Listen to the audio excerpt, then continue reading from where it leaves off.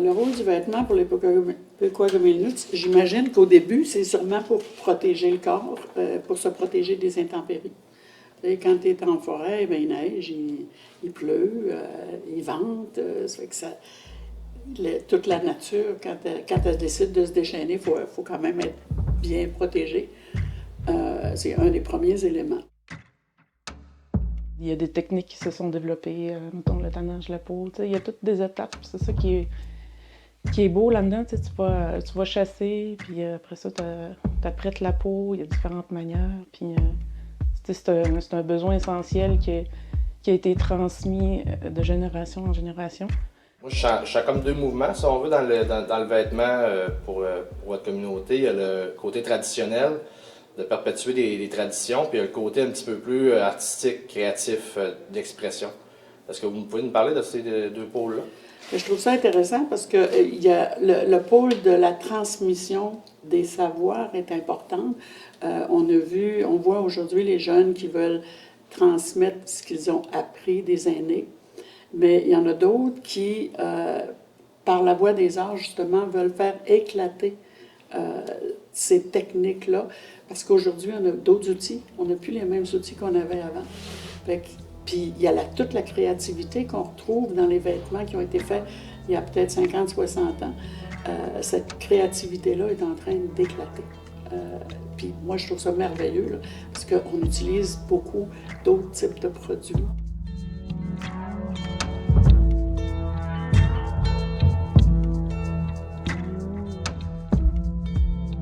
Oui, mon nom c'est Raphaël Langevin. Je suis designer, entrepreneur et la fondatrice de Matchechou Création. Je m'inspire beaucoup de la nature, mais aussi des motifs traditionnels Inuits.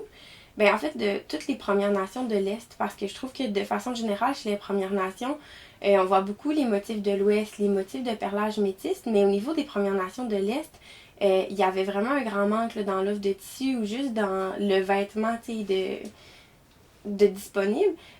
Donc c'est ça, je vais au centre de documentation et d'archives, puis je vais voir qu'est-ce qui se faisait avant, puis c'est ça que je me suis rendu compte, dans le fond, que mes ancêtres, ils s'inspiraient directement de la nature pour créer ces motifs-là, puis fait que c'est un peu un mix de ça, de les motifs que les autres faisaient, mais aussi l'essence de ces motifs-là qui est directement des éléments naturels, là, des plantes, des symboles là, plus en lien avec les animaux, un peu tout ça. Là. Fait que j'ai réinvente quand même avec un style plus contemporain puis un style qui m'est propre, mais je pense que c'est ça là au niveau de la double arche, beaucoup de lignes courbes, ça c'est des éléments qui sont vraiment caractéristiques là, des Premières Nations de l'Est.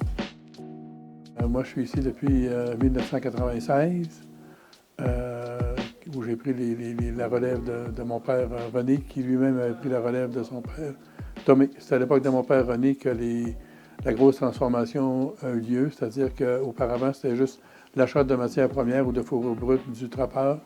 Puis en plus, après, c'était vendu sur les marchés internationaux. Alors que René a amené les diverses transformations qui sont faites avec les peaux. Donc, ça donnait une plus-value aux produits de base qui était la fourrure brute initialement. On a toujours tenté de garder la partie culturelle comme membre des Premières Nations.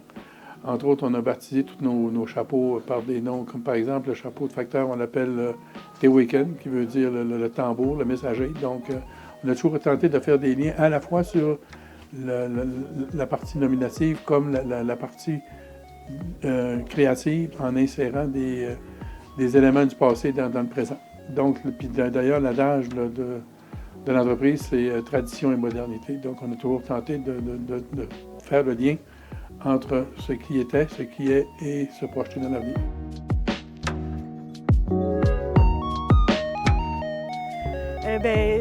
C'est un changement qui est arrivé au cours des années 2000 avec les événements qui sont arrivés au niveau des populations autochtones. D'abord avec le décès de Joyce Echaquan, qui est venu vraiment me toucher profondément, qui était un cri d'alerte, mais qui venait d'une personne, mais en même temps, c'est comme si tout le monde le vivait en même temps quand c'est arrivé. Puis pas longtemps après, quand ils ont découvert des fosses communes avec des jeunes enfants, c'est comme si soudain, moi personnellement, je me disais, mon Dieu, on a quelque chose à dire, on peut pas continuer comme ça, faut faut qu'il y ait des choses qui se passent. Puis c'est arrivé par l'art, justement, avec la création d'une jupe de guérison qui a vraiment eu son effet. Bien, en créant la jupe de guérison, c'était en mémoire puis en l'honneur des filles et femmes autochtones disparues et assassinées. Donc, c'était des jupes rouges. Puis c'était en même temps une façon de s'approprier la beauté des femmes aussi, de sentir, de créer quelque chose qui nous faisait du bien. Fait que chaque élément était recherché, chaque élément parlait de quelque chose que je voulais exprimer. Donc, ça a été un peu dans ce sens-là de parler justement de la féminité, de dénoncer aussi les traitements qui sont faits encore aujourd'hui, les disparitions, les femmes qui sont tuées, battues, des situations qu'on veut qui cessent ou qu'il y ait des actions qui soient prises. Bien, à ce moment-là, c'est par des petits gestes comme ça qu'on réussit en parlant, bien, ça ouvre le dialogue.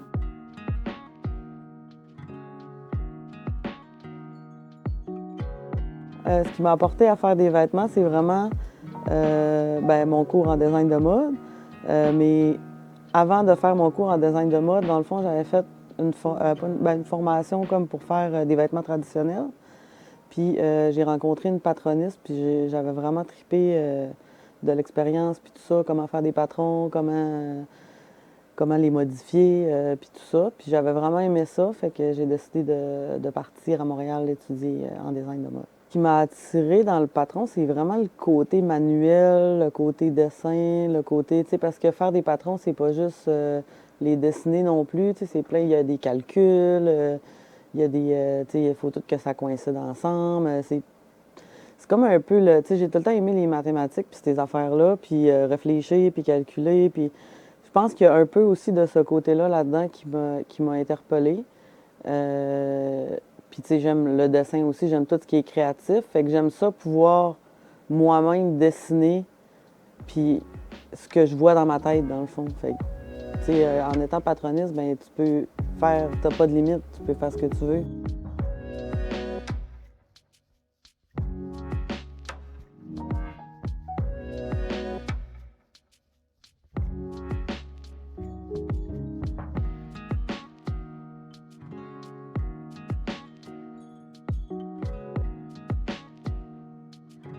Ben moi, en fait, mes arrière-grands-parents, mon arrière-grand-mère était couturière dans la communauté. Elle faisait des tentes pour les gens qui partaient en forêt. Donc, c'est sûr que j'ai une petite branche familiale à ce niveau-là. Mais sinon, tout ce qui est mocassin, mitaine, j'ai vraiment appris avec les artisans de la communauté, les aînés à l'école Casino-Mamo, et puis dans les rassemblements à Oushkouichipi, à Peko-Pessekao, un peu partout. Vu que je fais de l'artisanat plus ancienne, je m'inspire beaucoup des collections comme les motifs de broderie de Speck qui est venu comme dans la communauté en 1910-1920 récupérer des patrons. Fait que je m'inspire des anciennes broderies. Oui, je suis allée à Washington aussi au Smithsonian voir les pièces artisanales qu'ils ont ramassées dans la communauté, encore dans les mêmes années, 1920. Fait que c'est sûr que quand je suis allée là-bas, ça m'a allumé plein de lumière et puis c'est vraiment de là que je m'inspire. Sinon, aussi beaucoup de la forêt. Pour faire mes patrons de broderie, je regarde les fleurs, les plantes que je trouve belles, puis j'ai reproduit. Oui, j'ai suivi des cours avec Simon, moi. OK. J'ai appris à faire des mitaines avec Simon, effectivement. Je trouve ça très intéressant, sa démarche. Il reste que... comment je dirais ça? C'est une démarche qui va permettre de conserver des traditions en autant qu'elle est transmise. Ça, c'est important, cette transmission-là, parce que moi, j'ai toujours eu connaissance de quand on reçoit quelque chose de quelqu'un, il faut être capable de le transmettre à un autre. J'ai appris ça dans mon jeune âge, que si j'apprends quelque chose dans ma vie, il faut que je sois capable de le transmettre pour que ça se perpétue. Pourquoi tu penses que ça s'est perpétué? Tu sais, aujourd'hui, il y en a des Walmart, là. Pourquoi il y a cette volonté-là que ça se maintienne? Moi, je te dirais que la volonté n'est pas là chez tout le monde. C'est quelque chose qui est présent, oui, mais pas en forte majorité. La preuve, c'est que je suis pas mal le seul jeune, tu sais, dans la communauté à faire des choses comme ça.